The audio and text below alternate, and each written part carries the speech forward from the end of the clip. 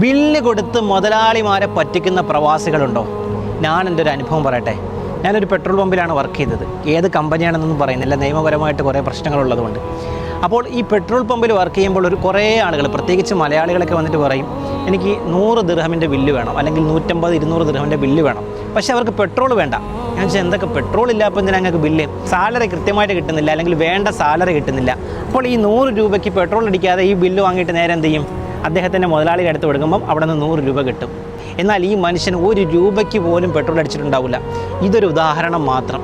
ഇതുപോലെ പല പല കമ്പനികളിൽ ബില്ല് കൊടുത്ത് മാത്രം ലക്ഷങ്ങൾ മുതലാളിമാരെ പറ്റിക്കുന്ന ആളുകളുണ്ട്. ഈ പൈസ നിങ്ങൾക്ക് ഹലാലാകുമോ?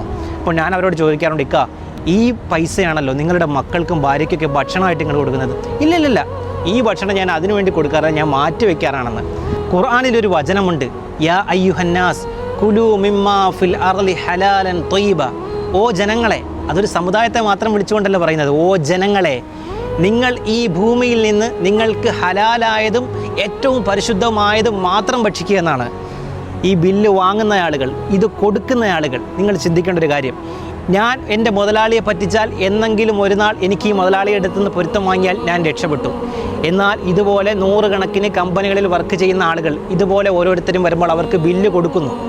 ഈ ബില്ല് എവിടെയാണ് കൊണ്ടുപോകുന്നത്, ആർക്കാണ് കൊടുക്കുന്നതെന്ന് ഈ സ്റ്റാഫിനറിയില്ല. ചില്ലിക്കാശിന് വേണ്ടി 10, 15, 20 ദിർഹമിന് വേണ്ടി ഓരോ ദിവസവും നിങ്ങളുടെ ഭക്ഷണത്തിലും നിങ്ങളുടെ മാതാപിതാക്കളുടെയും മക്കളുടെയും ഭക്ഷണത്തിലും അവരുടെ രക്തത്തിലും ഹറാമ് കലർത്തുന്ന പ്രവാസികളുണ്ടെങ്കിൽ നിങ്ങൾ സൂക്ഷിച്ചോ, ഒരു നാൾ ഇതിനൊക്കെ കണക്ക് പറയേണ്ടി വരും.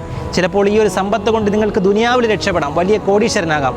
പക്ഷേ ആഖിറത്തിൽ ഹലാലല്ലാത്ത പണം സമ്പാദിച്ചതിൻ്റെ പേരിൽ നിങ്ങളെ ഓരോരുത്തരെയും പിടിച്ചു നിർത്തും. എല്ലാവരും ഇങ്ങനെ ചെയ്യുന്നു എന്നല്ല ഞാൻ പറഞ്ഞത്, ഒരുപാട് ആളുകൾ ഇങ്ങനെ ചെയ്യുന്നുണ്ട്.